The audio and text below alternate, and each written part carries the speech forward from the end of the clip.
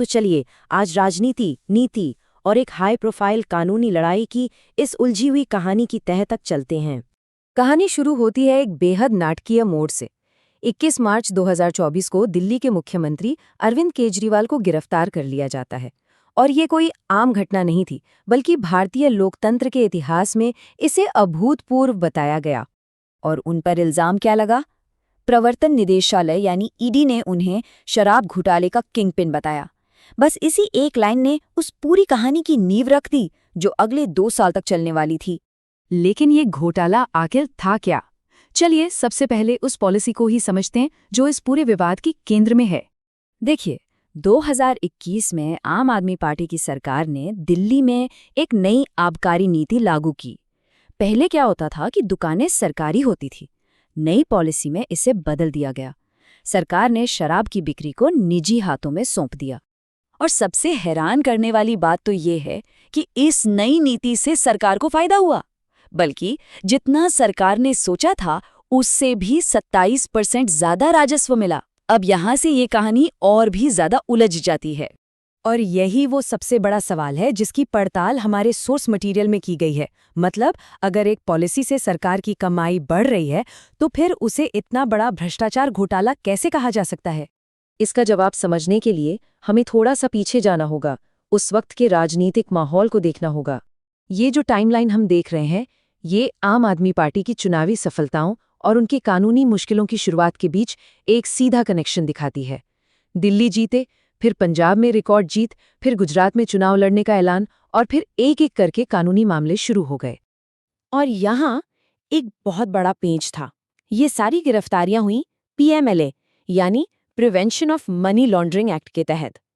ये एक ऐसा कठोर कानून है जो असल में आतंकी फंडिंग रोकने के लिए बना था। इसमें जमानत मिलना लगभग नामुमकिन है, क्योंकि यहाँ न्याय का बुनियादी सिद्धांत ही पलट जाता है। मतलब अभियोजन पक्ष को आपकी गलती साबित नहीं करनी, बल्कि आपको खुद को बेगुनाह साबित करना पड़ता है। तो चलिए अब कहानी में 2 साल आगे चलते हैं और देखते हैं कि कोर्ट में इस केस का क्या हुआ।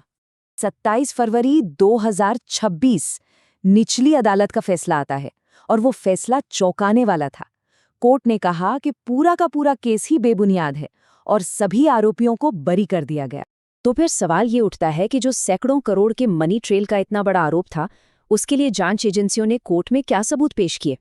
और इसका जवाब शायद यकीन करना मुश्किल हो। सबसे बड़ा सबूत था कुछ सादे कागज जिन पर पेंसिल से हिसाब किताब लिखा हुआ था। अदालत ने इसे सबूत मानने से ही साफ इनकार कर दिया। जब कोई ठोस सबूत नहीं मिला तो पूरा का पूरा केस टिक गया अप्रूवर्स पर, यानी वो आरोपी जो बाद में सरकारी गवाह बन गए। और ये स्लाइड सोर्स के तर्क का शायद सबसे अहम हिस्सा है। ये एक मुख्य अप्रूवर की कहानी है। नवंबर में गिरफ्तारी होती है। 5 दिन बाद उनकी कंपनी बीजेपी को 5 करोड़ का चंदा देती है।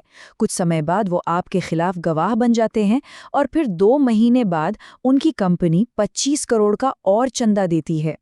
अदालत ने सिर्फ सबूतों को ही खारिज नहीं किया, बल्कि जांच के तरीके पर भी बहुत गंभीर सवाल उठाए। कोर्ट ने कहा कि जांच एक कोरियोग्राफ की हुई एक्सरसाइज जैसी लग रही थी और जो सबूत आरोपियों को बेगुनाह साबित कर सकते थे उन्हें छिपाया गया। तो भले ही केस अदालत में जाके ढह गया, लेकिन तब तक राजनीतिक मैदान में जो होना था वो हो चुका था। देखिए, जब तक कोर्ट का फैसला आया तब तक क्या क्या हो चुका था। आम आदमी पार्टी के बड़े नेता सालों जेल में रह चुके थे, मुख्यमंत्री को इस्तीफा देना पड़ा था और दिल्ली में सत्ता बदल चुकी थी। स्रोत का निष्कर्ष ये है कि ये मामला एक तरह का टेम्पलेट या फॉर्मूला दिखाता है। पहले केंद्रीय एजेंसियों से केस बनवाओ, फिर चार्जशीट के आधार पर मीडिया ट्रायल चलाओ और पीएमएलए जैसे सख्त कानून का इस्तेमाल करके सालों तक जमानत मत मिलने दो।